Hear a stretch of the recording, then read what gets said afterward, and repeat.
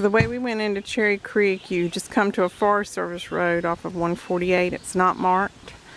It has a road closed sign to horses, and it's just before you get to Harmon Den.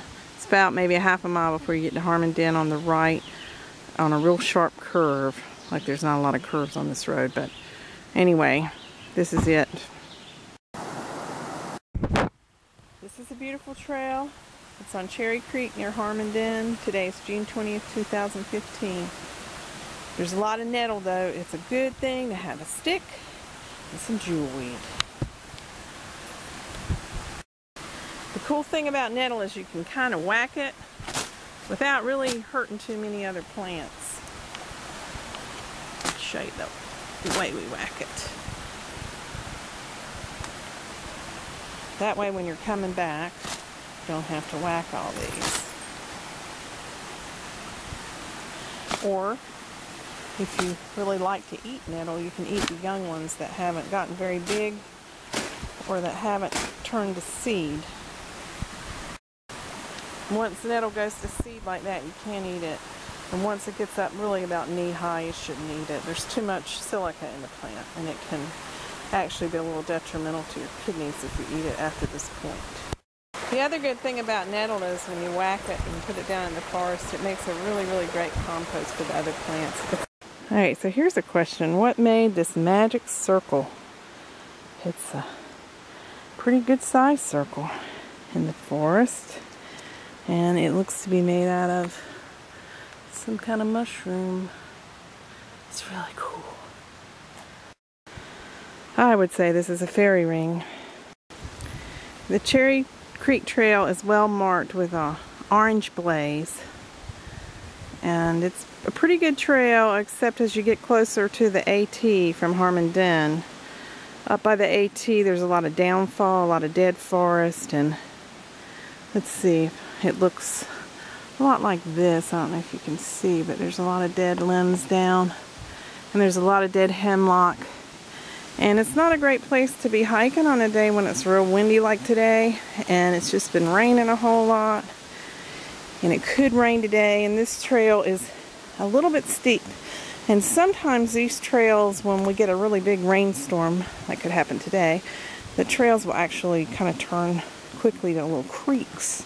You could be walking downhill in a creek, so we're making the decision to just turn around and go back. But it's a very, very nice hike. Highly recommend it. It's only probably a mile and a half to this point, an in and out hike. So here's part of the big dead forest that you walk through. I don't know if you can see this, but it's a dead hemlock. And the trees, the limbs, what happens is the limbs, those giant limbs, will be taken down in a windstorm and kind of leaves the trail trashed out a little bit. So not a good place to be hiking in a windy day. In the Southern Appalachians, we get flash floods. Sometimes it might not be raining where you are, but it might be raining up high, and you can see how this trail, it's already kind of like a creek because it's been raining a little bit, but it could turn very quickly into a rushing creek that you would have to hike out of. Of course, you could always just get off the trail and wait for the water to stop, because usually they're short-lived, and then the water runs down the mountain, and then it's pretty good. So if you're really allergic to poison ivy, or you're freaked out by poison ivy, this is not the trail for you. All of this is poison ivy, and you have to walk through it for maybe about half a mile, third of a mile, something like that. You're pretty much walking through poison ivy and nettle with a little bit of jewelweed, thank goodness. But if you're super allergic to poison ivy, I do not suggest this trail. This is the Cherry Creek Trail. Spot for lunch. Right here. Just pulling off a Harmon Den road. I guess it's Max Patch Road. Goes right past Harmon Den. There's all these places you can just pull off by the creek. Find a little solitude.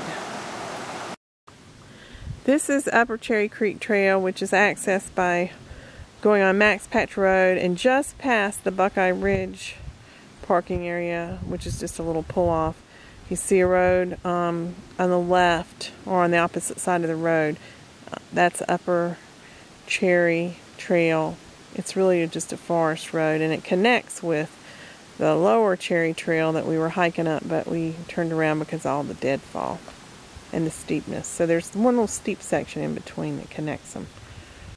So we took Upper Cherry Trail from Max Patch Road just past Buckeye Ridge Trail, and we decided instead of going to connecting with the lower Cherry Creek Trail, we just followed the road, and at the end of the road, I don't know, it's probably about a couple-mile walk, very easy.